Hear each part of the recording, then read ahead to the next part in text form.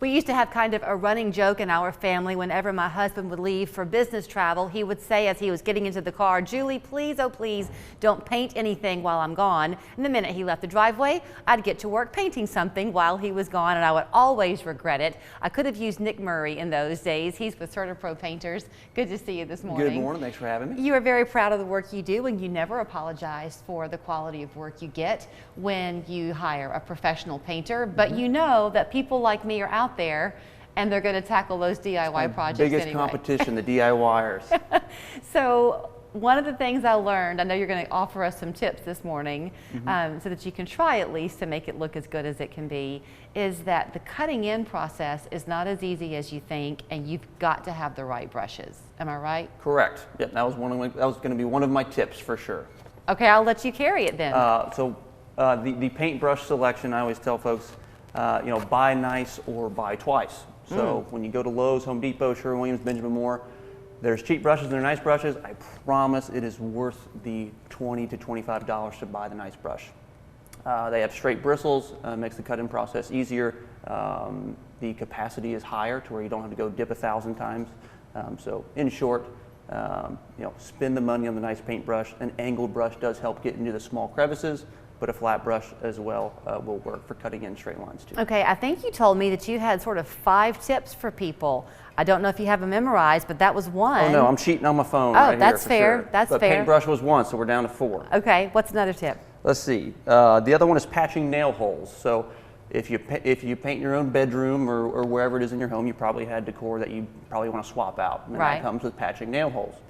The biggest mistake is folks don't push in that nail hole first.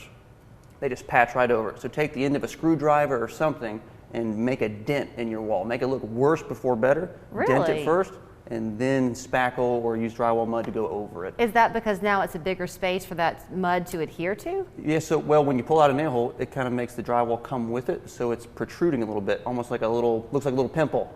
So you want to push it in and then go over it with the flat so that it is smooth. Who would have ever thought? Yeah. All right. And then take a little sanding sponge. You can get them for a couple bucks. Take a little sanding sponge, sand it after it dries, and then spot paint it. Like take a little roller or brush and put a little paint on it, because that's different than the wall, because now it's fresh drywall. So spot paint that first and then coat the whole wall. Okay. That's the biggest mistake, folks. Point 3. Biggest mistake, folks. Tip 3. Tip 3, let's see what else we got for you guys. Removing tape.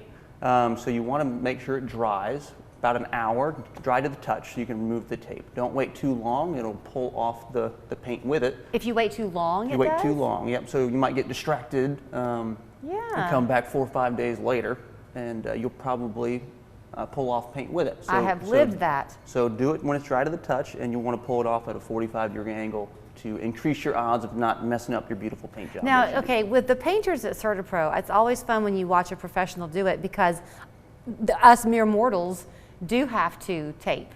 Y'all don't always have to tape, do you? Your guys are so... It's fun to watch someone who really knows what they're doing, because I swear some of my painters, they come in there and they cut in a perfectly straight line against the ceiling with their eyes closed.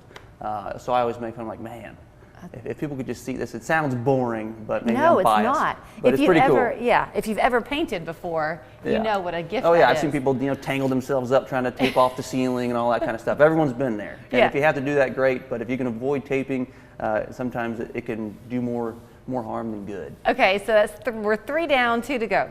Let's see, we got check for oil-based paint. So like if you live in St. Elmo or any home that is a little older, check for oil-based paint. We don't use it very often anymore for environmental reasons, but older homes might have oil-based paint, especially on the trim. And if you just put latex water-based paint over it, which is what you'll typically see when you go pick up the paint at a local store, if you just paint over oil, it's not going to stick to that oil-based paint from previous years. So how do you know? Do you get a flake of it and take it? So what you got to do is you have a little rag, like a white rag, and put denatured alcohol on it, and you just scrub it on the trim or wall, and if the paint comes off, then it is water-based paint, and you're okay. You're good. If it does not come off, then it is oil-based paint, and you need to scuff sand it real quick and put an oil primer on it. Once you put an oil primer on it, then you can put whatever kind of paint you want over top. Okay, and the last one. Let's see, what else we got for you guys? Sheen selection. I was just going to get the quick tip on sheen selection. Yes. We talked about it previously, but for like bathrooms or kitchens where it's really like high traffic, or stairwells where the kids put their fingers down the walls, that kind of stuff, you're going to want to use an eggshell or satin because that allows a little bit of a washability. Whereas a flat-based paint, which you typically see on ceilings, it does not have any kind of washability or durability. If you brush your jacket against it, it's going to scuff it up, and you're going to be like, man, I got to repaint every 2 weeks on this stuff. Right. The color is awesome because it doesn't have that sheen, but that's the pros and cons, so flat versus satin. Nick, you are brilliant, because I'm sure everyone watching is thinking, I can't believe he just gave us all these tips. But people will do it, and they'll succeed a little bit, but like you said, then they'll look around and they'll think, I'm not tackling my living room. Yeah, so everyone wants to do it themselves, and then they get about halfway through, or I don't know, spend a day or so, and then they realize, man, do I really want to burn my next 3 weekends painting this whole place, or should I just call somebody and bite the bullet? So, but either way, we're here to help. So here's where you find them. It's Certa Pro Painters. They're on Pine Grove Trail. CertaPro.com is the easiest way to find them, or call them, 650-4575. These tips he gave, I guess, were for more indoor painting, but they do outside work as well. And obviously, very honest. Nick, great to see you. Thanks for having me, Julie.